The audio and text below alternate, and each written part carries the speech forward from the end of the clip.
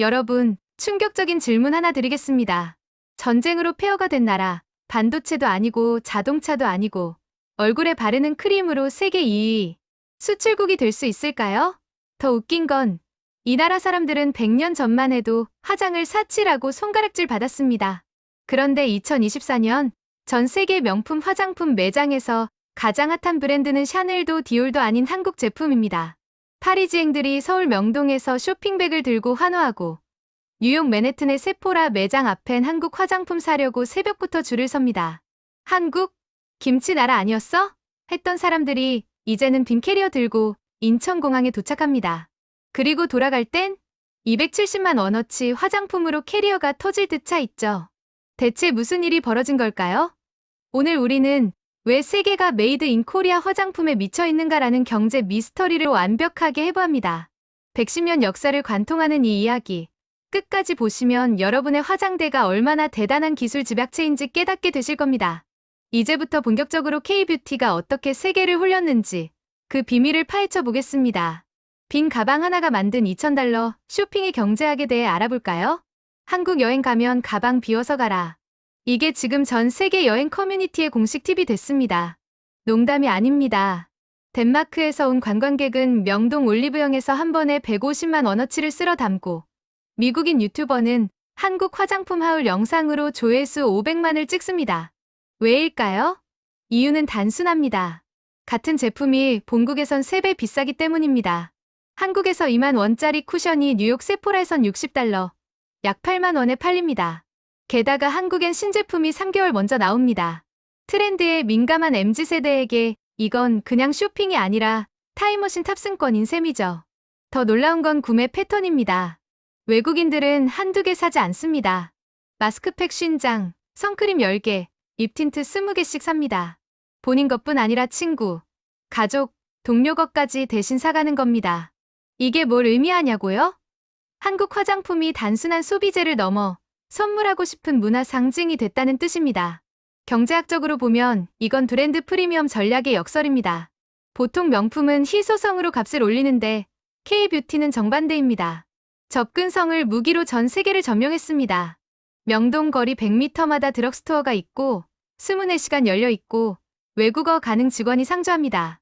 이 초점 아차의 쇼핑 경험이 관광객들을 열광하게 만든 겁니다. 그리고 이 빈 가방 현상은 숫자로도 증명됩니다. 2023년 K-뷰티 수출액은 104억 달러, 약 14조 원입니다. 이건 반도체, 자동차 다음으로 큰 수출 품목이며 전년 대비 21% 성장한 수치입니다. 전쟁과 팬데믹을 뚫고 이룬 성장이죠. 빈 캐리어 하나가 만드는 경제 효과, 절대 무시 못합니다. 피부가 곧 계급이 된 시대, 글래스 스킨이 문화 권력이 된 이유를 살펴봅시다. 서양 화장품 시장을 200년간 지배한 공식이 있습니다.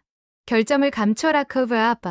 두꺼운 파운데이션으로 모공을 막고 컨실러로 흠집을 덮고 파우더로 번들거림을 눌렀습니다.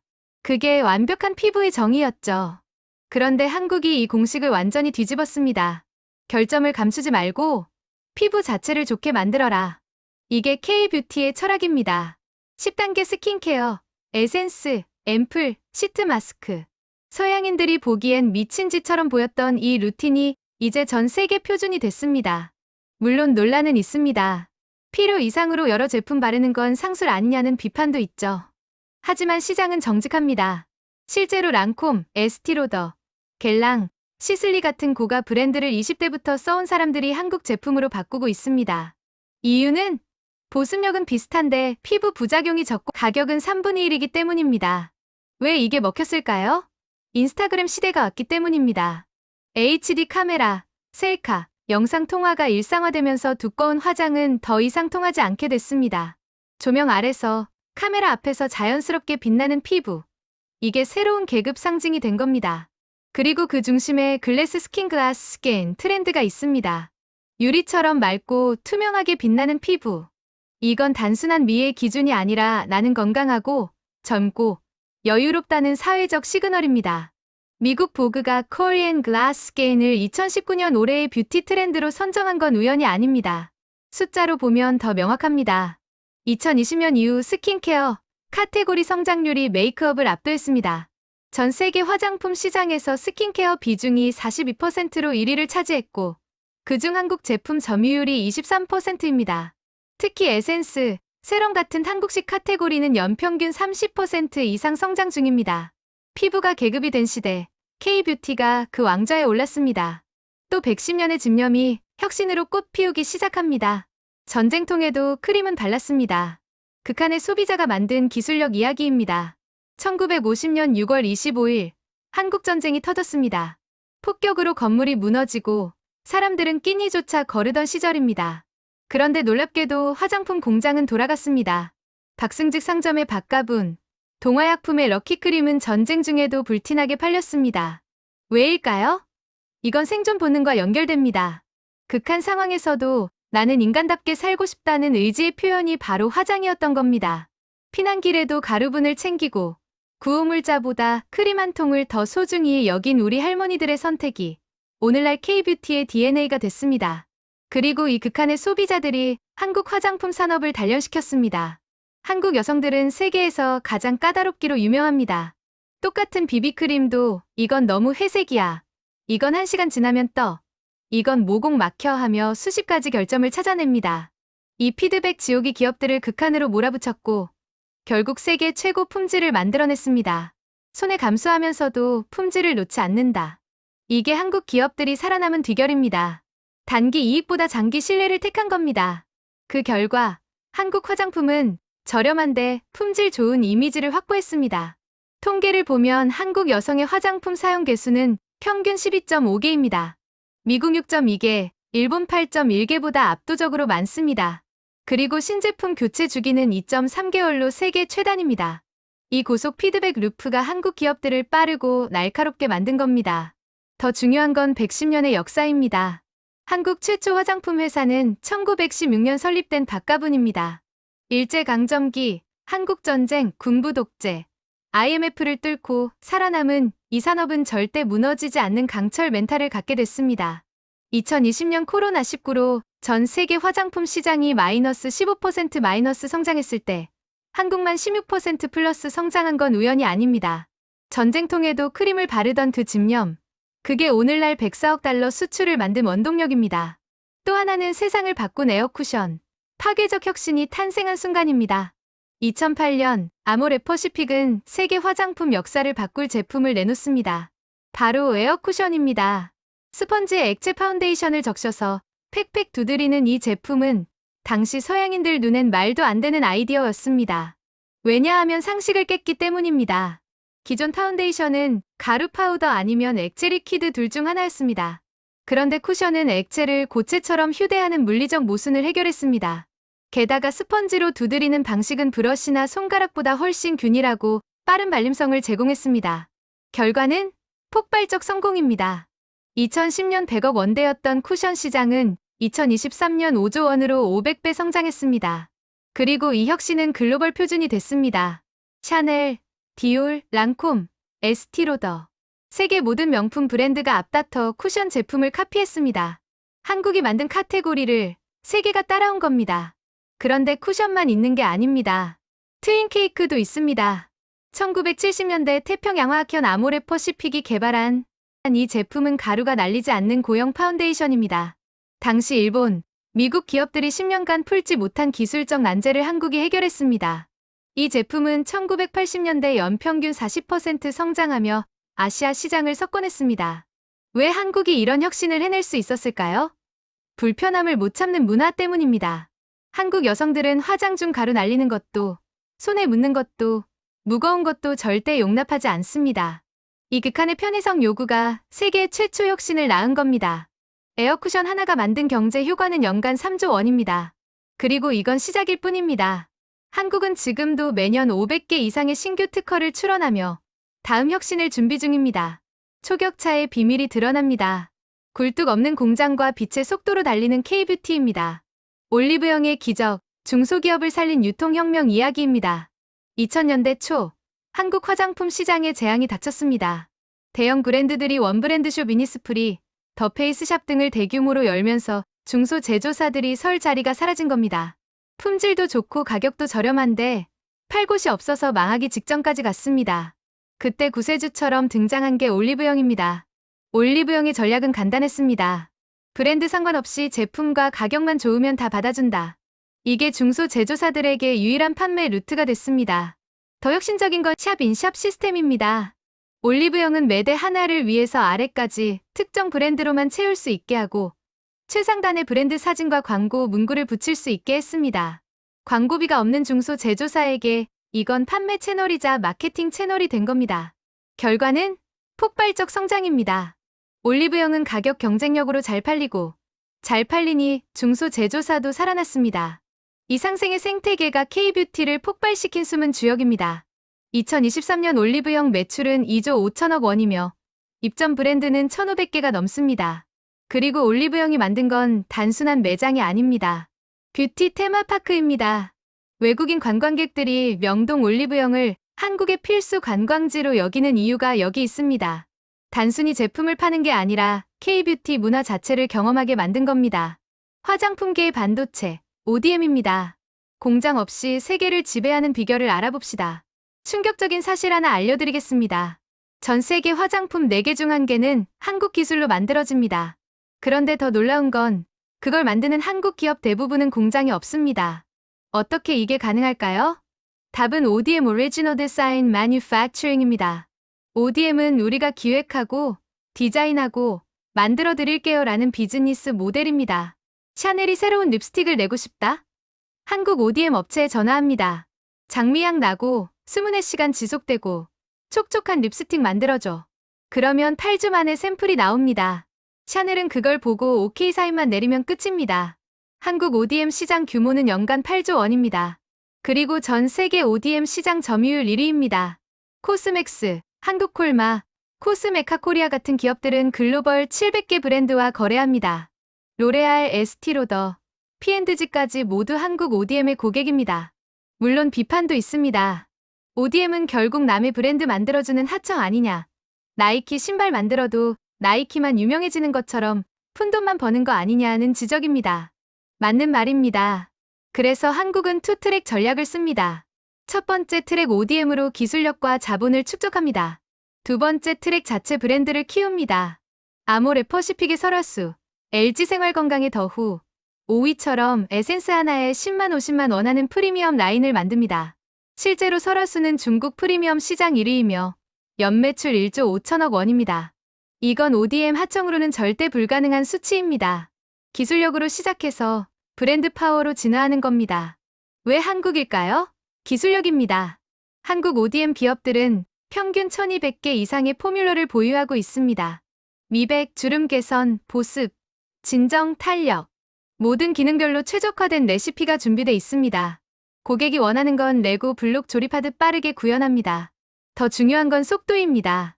미국 기업은 신제품 하나 개발하는데 평균 18개월이 걸립니다. 한국은 8주입니다. 이 10배 속도 차이가 글로벌 브랜드들을 한국으로 끌어당깁니다. 트렌드는 기다려주지 않으니까요. 그리고 이 ODM 생태계는 완벽한 분업 구조를 갖췄습니다. 용기는 A업체, 펌프는 B업체, 내용물은 C업체, 포장은 D업체. 반경 50km 안에 모든 협력사가 밀집돼 있습니다. 이 초밀집 클러스터가 세계 어디서도 따라올 수 없는 경쟁력입니다. 굴뚝 없는 공장, ODM. 이게 한국을 화장품계의 대만 반도체 파운드리로 만들었습니다. 2개월의 기적, 속도가 만든 트렌드 지배력입니다. K뷰티는 빠르다.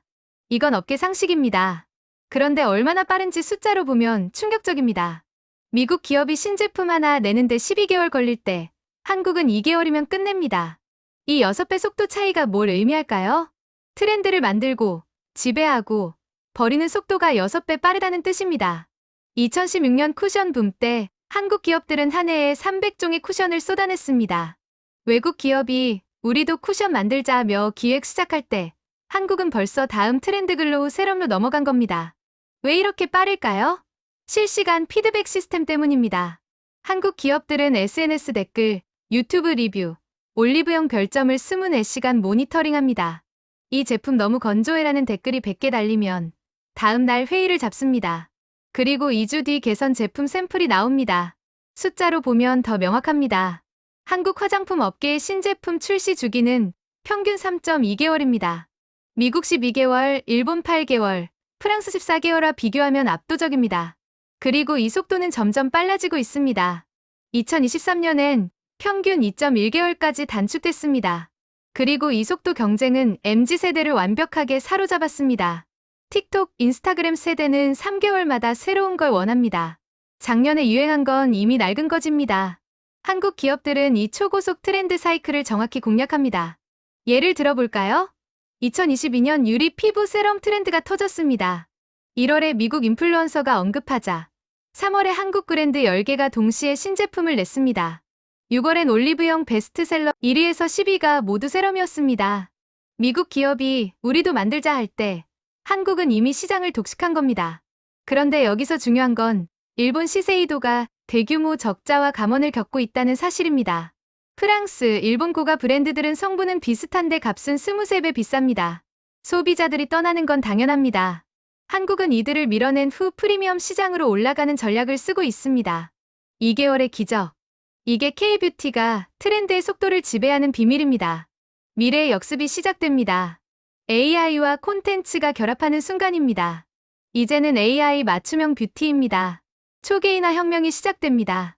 화장품은 화학이다. 이건 200년간 지배한 공식입니다. 그런데 2024년 이 공식이 완전히 바뀌고 있습니다. 화장품은 IT다. 그리고 그 혁명의 중심에 AI 인공지능가 있습니다. 2023년 CES 세계 최대 전자제품 박람회에서 뷰티 부문 혁신상 10개 중 7개를 한국 기업이 휩쓸었습니다. 수상 제품들의 공통점? AI 기반 맞춤형 화장품입니다. 아모레퍼시픽의 오로라, LG생활건강의 페리오 등은 피부를 스캔해서 즉석에서 딱 맞는 제품을 만들어줍니다. 작동 원리는 이렇습니다. AI 카메라가 피부 색상, 유분, 수분, 주름, 모공을 0.01mm 단위로 측정합니다. 그 데이터를 클라우드 서버로 보내면 AI가 3천만 개의 포뮬러 데이터베이스에서 최저값을 찾습니다. 그리고 로봇팔이 각 성분을 정확히 배합해서 30초 만에 제품을 만들어냅니다.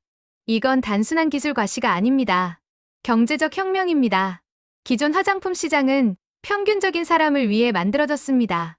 그런데 AI는 나만을 위한 제품을 만듭니다. 이 초계인화 하이퍼퍼스널은 2025년 500억 달러, 약 67조 원 규모로 예상됩니다. 그리고 한국이 압도적 1위입니다.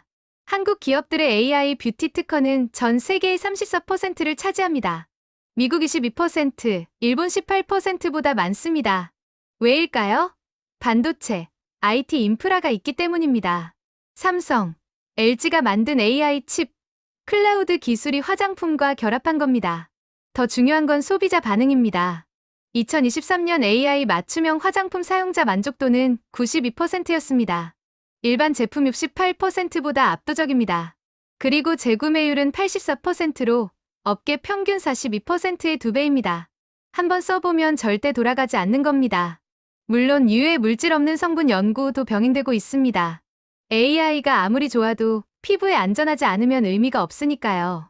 한국 기업들은 EWG, 그린 등급 성분을 우선 사용하며 유럽 화장품 규제 REACH보다 더 엄격한 자체 기준을 적용합니다. AI 뷰티, 이건 미래가 아니라 이미 현재입니다. 그리고 한국이 그 미래를 지배하고 있습니다. 문화가 팔리는 시대입니다. K 콘텐츠와 K 뷰티가 완벽하게 결합했습니다. 자, 이제 마지막입니다. 그리고 가장 중요한 이야기이기도 합니다. 왜 K 뷰티는 멈추지 않을까요? 답은 K 콘텐츠에 있습니다. 2021년 오징어 게임이 넷플릭스를 터뜨렸습니다. 그리고 놀라운 일이 벌어졌습니다.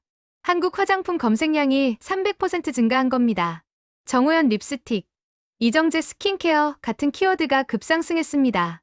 드라마를 보다가 저 배우 피부 왜 저래? 나도 저렇게 되고 싶어 라고 생각한 순간 구글 검색창을 여는 겁니다. 이건 구조적 성장 메커니즘입니다. K-팝, K-드라마, K-영화가 문화 인프라를 깔아놓으면 K-뷰티는 그 위에서 자동으로 성장합니다. BTS가 콘서트하면 그 다음날 한국 화장품 매출이 20% 급증합니다. 블랙핑크가 인스타에 셀카 올리면 댓글엔 립스틱 뭐야? 가 쏟아집니다. 숫자로 보면 더 명확합니다. 2023년 한류 콘텐츠 수출액은 134억 달러입니다. 그리고 한류 콘텐츠 1달러, 수출당 화장품은 0.78달러 추가 수출됩니다. 즉, 드라마 하나가 히트하면 자동으로 화장품이 팔리는 구조입니다. 더 놀라운 건 유튜브, 틱톡의 영향력입니다. 한국 뷰티 유튜버들의 총 구독자는 3억 명이 넘습니다. 그들이 올리는 Get Ready With Me 영상은 하나당 평균 500만 뷰를 기록합니다. 그리고 영상 속 제품들은 24시간 안에 품절됩니다. 하지만 냉정한 시각도 있습니다. 정작 한국 스타들이나 부유층은 외국 화장품 쓴다는 비판입니다. 일부는 맞습니다. 하지만 추세가 바뀌고 있습니다. 과거엔 외국 것은 고급이라는 인식이 있었지만 이제는 한국 프리미엄 라인 설화수, 더우 등을 쓰는 게 더 트렌디합니다. 실제로 아모레 퍼시픽의 에센스는 하나에 50만 원이며 외국 브랜드보다 더 비쌉니다. 이건 단순한 광고가 아닙니다. 라이프 스타일 수출입니다. 한국인처럼 살고 싶다는 욕망이 자연스럽게 한국 화장품을 사게 만듭니다. 그리고 이 욕망은 점점 강해지고 있습니다. 2024년 글로벌 설문조사에서 한국 문화를 좋아하는가라는 질문에 73%가 긍정 응답했습니다. 2019년 42%보다 31%포인트 상승한 수치입니다. 그리고 이 문화 권력은 다음 세대로 확장됩니다. 지금 10대들은 태어날 때부터 K 콘텐츠를 보고 자랐습니다. 그들에게 한국은 동경의 대상입니다.